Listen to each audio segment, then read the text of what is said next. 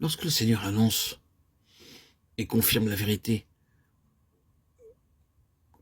que les paroles que je vous dis sont esprit et vie, Jean 6:3, il voulait ainsi faire comprendre à ses disciples que ces paroles sont une semence de vie, qu'elles possèdent la force de germer et de croître, de prouver leur vitalité, de révéler leur signification et de manifester leur pouvoir divin chez tous ceux qui les reçoivent et les gardent dans leur cœur. Son but était de prévenir en eux le découragement auquel ils étaient prêts de céder lorsqu'ils ne les comprenaient pas tout de suite. Comme ces paroles sont esprit et vie, elles ne s'adressent pas à l'intelligence mais à la vie de l'esprit. Apportées par la puissance de l'esprit invisible, elles pénètrent au-delà de la pensée jusqu'aux sources mêmes de la vie. Elles contiennent en elles une vie divine qui se révèle avec efficace dans l'expérience de ceux qui les reçoivent.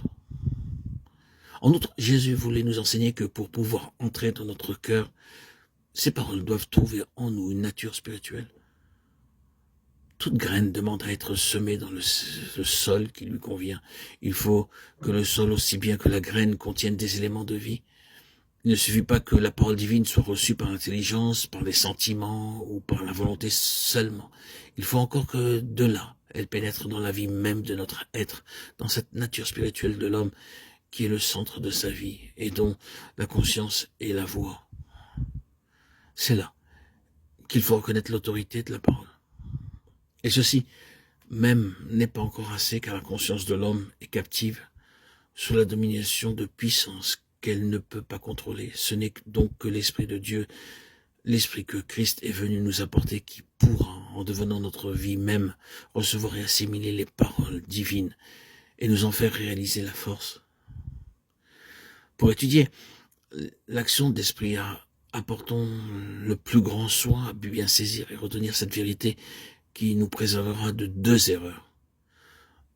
Nous en tenir aux révélations de l'Esprit seul, sans la parole écrite, et vouloir interpréter la parole de Dieu sans le secours de l'Esprit.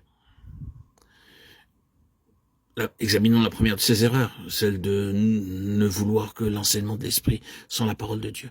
Dans la Sainte Trinité, la parole et l'Esprit sont un avec le Père. Il en est de même pour les paroles inspirées de l'Écriture.